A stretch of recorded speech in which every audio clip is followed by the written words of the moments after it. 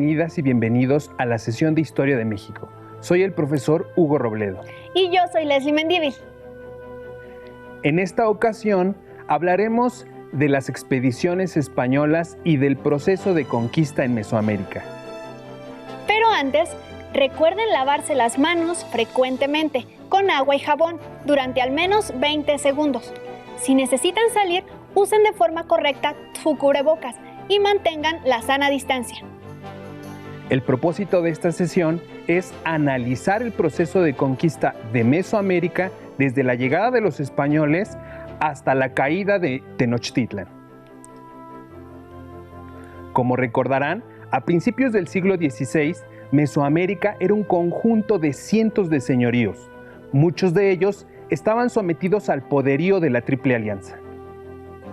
Es cierto, comúnmente nos imaginamos que los españoles llegaron a conquistar una nación o pueblo, pero la verdad es que se encontraron con gran diversidad de culturas, muchas de ellas bajo el dominio de los mexicas. Solo algunos de estos señoríos gozaban de independencia, como los tlaxcaltecas, los purépechas y ciertos pueblos mayas en el sur de nuestro actual territorio y Centroamérica. En este contexto, los españoles emprendieron exploraciones hacia las costas mexicanas desde Cuba. ¿Recuerdan quiénes fueron los dos primeros exploradores españoles que llegaron a tierras mexicanas? Claro, Francisco Hernández de Córdoba en 1517 y Juan de Grijalva en 1518. También deben recordar que Hernán Cortés fue el tercer explorador que se adentró a las tierras mesoamericanas con menos de 700 hombres, 11 bergantines, 16 caballos y armas de fuego, según lo descrito por Bernal Díaz del Castillo. Cortés en poco tiempo logró la alianza de señoríos enemigos de los mexicas y logró avanzar hacia Tenochtitlan. Les recomiendo que tengan a la mano una libreta y un bolígrafo para que hagan sus anotaciones. También pueden utilizar su libro de texto para que consulten mapas, imágenes o los temas en particular. Ahora leeré un texto que explica el dolor del pueblo mexica al ver su ciudad derrotada. La descripción es parte del libro Visión de los Vencidos, Relaciones Indígenas de la Conquista. La traducción y selección pertenece a Miguel León Portilla. El título es Los últimos días del sitio de Tenochtitlan. Y todo esto pasó con nosotros. Nosotros lo vimos. Nosotros lo admiramos. Con esta lamentosa y triste suerte, nos vimos angustiados. En los caminos yacen dardos rotos. Los cabellos están esparcidos. Destechadas están las casas. Enrojecidos tienen sus muros. Gusanos pululan por las calles y plazas, y en las paredes están salpicados los sesos. Rojas están las aguas, están como teñidas, y cuando las bebimos es como si bebiéramos agua de salitre. Golpeábamos, en tanto, los muros de adobe, y era nuestra herencia una red de agujeros. Con los escudos fue su resguardo, pero ni con escudos puede ser sostenida su soledad. Hemos comido palos de colorín, hemos masticado grama salitrosa, piedras de adobe, lagartijas, ratones, tierra de polvo, gusanos. Comimos la carne apenas sobre el fuego estaba puesta. Cuando estaba cocida la carne, de allí la arrebataban en el fuego mismo, la comían. Se nos puso precio, precio del joven, del sacerdote, del niño y de la doncella. Basta de un pobre era el precio solo 2 puñados de maíz, solo 10 tortas de mosco, solo era nuestro precio 20 tortas de grama salitrosa, oro, jades, mantas ricas, plumajes de quetzal, todo eso que es precioso en nada fue estimado. Hasta aquí el testimonio. ¿Qué imágenes surgieron en su mente? ¿Qué sintieron al escuchar esta descripción? ¡Qué texto tan conmovedor, maestro! ¡Qué difícil situación para nuestros antepasados! Debemos considerar que una conquista militar siempre es violenta y supone la imposición de una nueva forma de vivir. el texto anterior comparte lo que nuestros antepasados vivieron con la caída de Tenochtitlan. Ahora les planteo la siguiente pregunta. ¿Cómo fue que un pequeño grupo de españoles lograron conquistar una gran ciudad como Tenochtitlan en la que habitaban miles de personas? Supongo que fue una combinación de factores: las armas de fuego, los animales domesticados, el resentimiento de algunos pueblos en contra de los mexicas y, según recuerdo, también las enfermedades europeas desconocidas para los habitantes de Mesoamérica. Como saben, los antecedentes de la conquista de Mesoamérica se originaron en Cuba. De esa isla partieron 3 expediciones, la primera encabezada por Francisco Hernández de Córdoba, la segunda por Juan de Grijalva y la tercera por Hernán Cortés. Uno de los pocos soldados que acompañaron a esos 3 capitanes en esas expediciones fue Bernal Díaz del Castillo, quien relata esas experiencias en su libro Historia verdadera de la conquista de la Nueva España. Con la siguiente diapositiva les explico las 2 primeras expediciones. En la parte superior, primera exploración de Francisco Hernández de Córdoba en 1517. La imagen corresponde a una estatua del explorador. El gobernador de Cuba, Diego Velázquez, envió una tripulación a cargo de Hernández de Córdoba a explorar territorio de ultramar.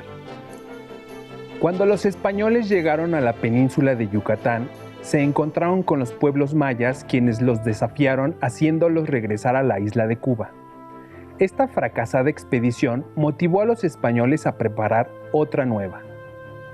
La parte inferior de la diapositiva se refiere a la segunda exploración por Juan de Grijalva en 1518. Él y su tripulación pudieron explorar más allá de la península de Yucatán hasta llegar al actual estado de Veracruz. En algunas poblaciones no enfrentaron resistencia e incluso los habitantes ofrendaron metales preciosos. Esto motivó que a su regreso a Cuba se preparara otra expedición. Los españoles se convencieron de que tierra adentro existían grandes riquezas. La tercera expedición fue encabezada por Hernán Cortés. En esta diapositiva vemos un retrato de Hernán Cortés, quien partió con su tripulación de Cuba en febrero de 1519. Pasaron por Cozumel, donde rescataron a Jerónimo de Aguilar, un español cuya embarcación había naufragado y que aprendió lengua maya. Por ello se convirtió en el primer intérprete de Cortés.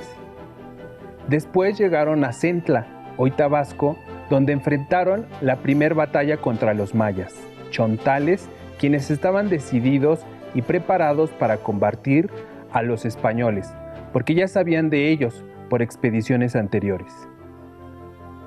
Posterior a la derrota de los mayas, su gobernante envió como obsequios a los españoles jade, pieles de animales, turquesa, animales domésticos, plumas de aves preciosas y 20 jóvenes, entre ellas Malitzin, quien fue bautizada por los españoles como Marina. Malitzin hablaba maya chontal y náhuatl, por ello se convirtió también en intérprete. El 21 de abril de 1519, Cortés desembarcó en Chalchicueyecan, hoy Veracruz, donde fundó la Villa Rica de la Veracruz y estableció el primer ayuntamiento. Este hecho se considera el inicio de la campaña militar de conquista y colonización del territorio de Mesoamérica. En la Villa Rica de la Veracruz, Cortés recibió a los primeros mensajeros del Huitlatoani de Tenochtitlan, Moctezuma II, quienes intentaron persuadirlo de no avanzar hacia tierra mexica. A pesar de ello, decidió continuar. En el recorrido se encontró con muchos señoríos, algunos aliados y otros enemigos de los mexicas. Los totonacas estaban en la segunda condición y querían librarse del dominio de la Triple Alianza y su duro sistema de tributo. Persuadidos con la promesa de ser liberados, se aliaron a los españoles y los guiaron a Tlaxcala, señorío no sometido.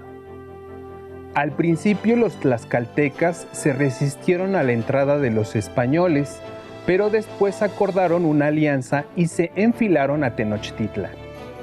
En su avance llegaron a Cholula, importante centro religioso dedicado a Quetzalcóatl, donde los españoles fueron bien recibidos, aunque después les dejaron de ofrecer alimentos.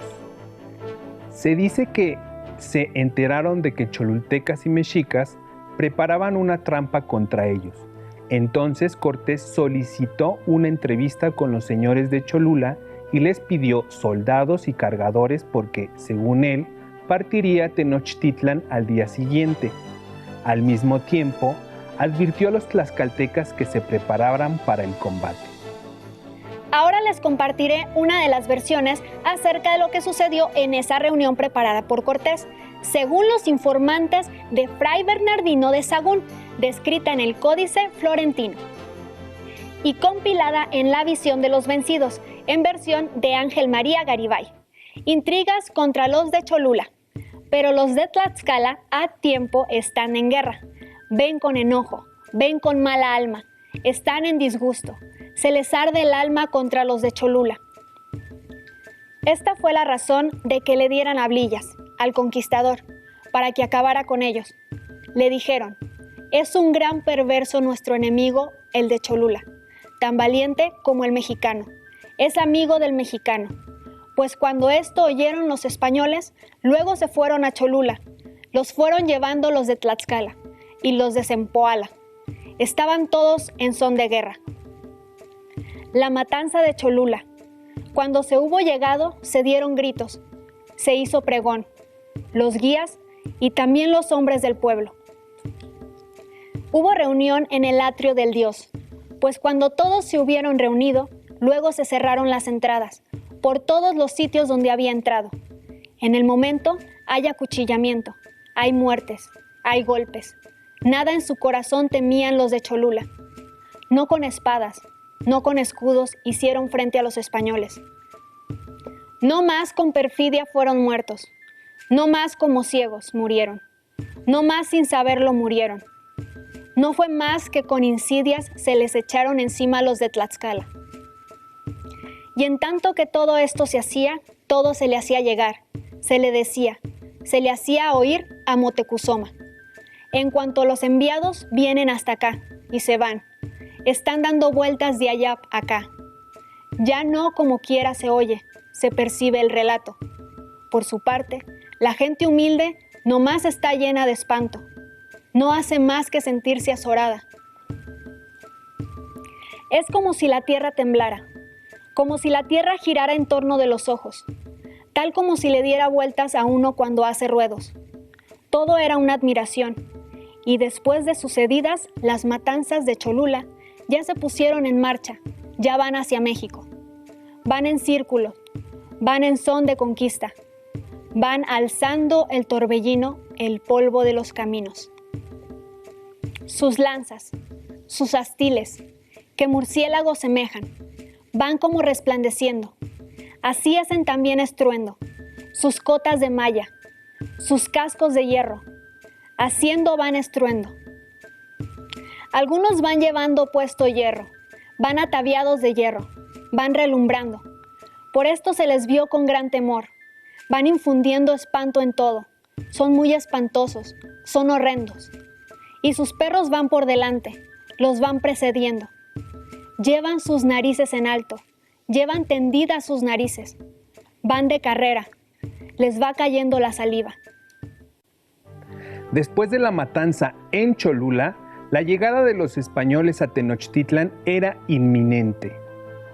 Ahora les invitamos a ver un video sobre el encuentro del Tlatoani Moctezuma II y Hernán Cortés. A su llegada a los pueblos costeros del Golfo de México, Hernán Cortés tuvo conocimiento de que tierra adentro se elevaba la capital del gran imperio mexica, al que prácticamente toda la región estaba sometida. Hacia allá se dirigieron tomando poblaciones y logrando hacer aliados a los tlaxcaltecas, enemigos irreductibles de la nación hegemónica. En Tenochtitlan, Moctezuma Xocoyotzin, el jefe supremo o Tlatoani, recibió noticias acerca de aquellos desconocidos barbados de piel blanca que tenían en el mar unas casas altas como cerros y montaban unos como venados enormes. Pese al desconcierto, les fueron enviados ricos presentes como muestra de consideración. El 8 de noviembre de 1519 se produjo la primera entrevista de Moctezuma con Cortés. Ocurrió en la calzada de Iztapalapa, que unía la ciudad con la ribera sur del lago de Texcoco. Era el encuentro entre un soberano cuya figura estaba casi divinizada y un gentilhombre aventurero que había cruzado el océano en busca de fama y fortuna, que, según dijo, era emisario de otro gran monarca, Carlos, el rey de España.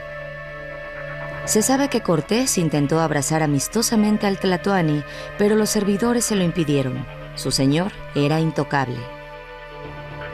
La comunicación fue posible gracias a que Malintzin, o Doña Marina, traducía del náhuatl al maya, y el soldado Jerónimo de Aguilar del maya al castellano. Los meses siguientes significaron el principio del fin para Moctezuma II, para el orden social e inclusive el cósmico. Las crónicas dicen que la aparición de los españoles fue interpretada como el regreso del venerado Quetzalcóatl, pero también es posible que aquello fuera una invención posterior para consolidar la idea de una pronta actitud de sumisión y pasividad por parte de Moctezuma. Sea como fuere, aunque con respeto a su rango, Moctezuma II fue tratado paulatinamente como prisionero o rehén en su propia ciudad. Durante una ausencia de Cortés, uno de sus capitanes, Pedro de Alvarado, pretextando traición y amenaza, perpetró una matanza a sangre fría en la plaza del Templo Mayor mientras se realizaba una ceremonia religiosa. Cientos de indígenas murieron. A su regreso, Cortés encontró a los habitantes en pie de guerra. Hay más de una versión sobre la muerte de Moctezuma Xocoyotzin. La más conocida dice que recibió pedradas de su gente cuando trataba de calmar los ánimos bélicos desde una terraza. Otra asegura que los españoles lo asesinaron. En todo caso, el gran señor había perdido la autoridad. Para los españoles había dejado de ser útil, para su pueblo había dejado de ser intocable. Hernán Cortés y sus hombres tuvieron que huir apresuradamente durante la llamada Noche Triste. Les tomó un tiempo prepararse junto con sus aliados tlaxcaltecas para la batalla final. México Tenochtitlan se rindió el 13 de agosto de 1521. En la pantalla aparece una de las láminas del Códice Azcatitlan, elaborado en el siglo XVI. ¿Qué observan en la imagen? ¿Qué acontecimiento suponen representa?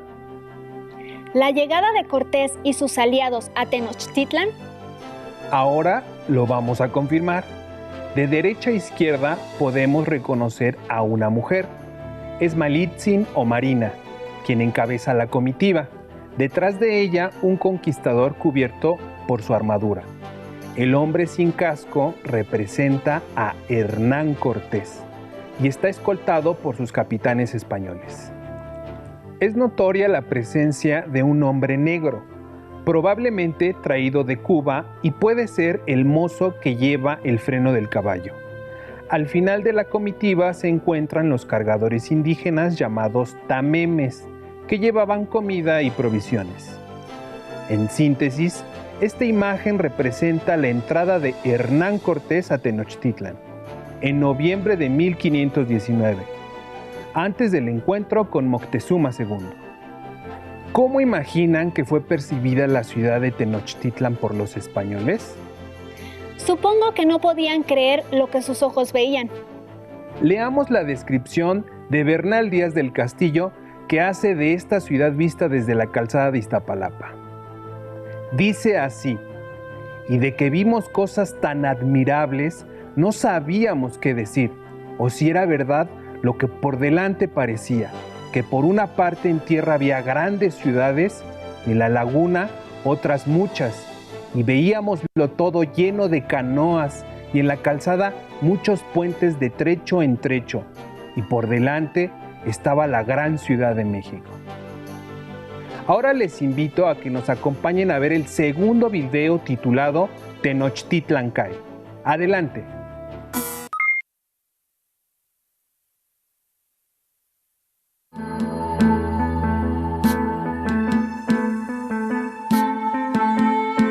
Habían pasado meses de asombro y desconcierto en Tenochtitlan, la capital de los mexicas, con la inusitada presencia de Hernán Cortés y sus soldados, la llamada gente de Castilla. Meses de confusión y quebranto del orden milenario del mundo, de afrenta a los dioses protectores. Moctezuma Xocoyotzin, el Huey Tlatoani, la suprema figura del poder, vivía ya como prisionero. Aquellos desconocidos a caballo no eran seres sobrenaturales, eran hombres armados con intención de tomar botín.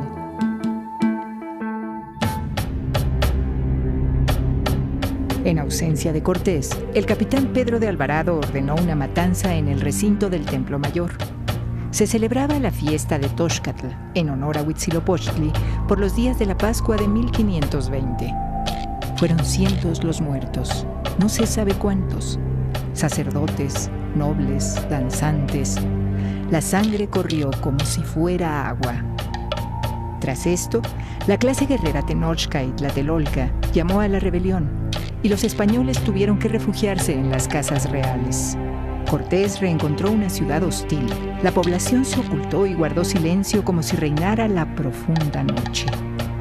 Poco después, Moctezuma Xocoyotzin murió, quizá, como se dijo, alcanzado por una de las piedras que le arrojaron sus súbditos, quizá asesinado por los españoles. Comenzó la guerra, unos por defender lo suyo, los otros por cumplir lo que en todo el orbe, en todos los tiempos, daba fama y gloria, la conquista de un pueblo y su territorio. Los españoles fueron obligados a huir en una jornada nocturna de lluvia llamada Noche Triste, en que trataron de llevarse oro y riquezas, y los fueron perdiendo grotescamente en el agua de los canales junto con hombres y caballos. A la cabeza de los mexicas se puso primero a Cuitláhuac, señor de Iztapalapa, pero murió víctima de la epidemia. Luego fue elegido Huey Tlatoani Cuauhtémoc Tlacatecutli, joven señor de Tlatelolco. Les llevó a los españoles un tiempo prepararse para tomar la ciudad lacustre. Construyeron bergantines que penetraran por los canales.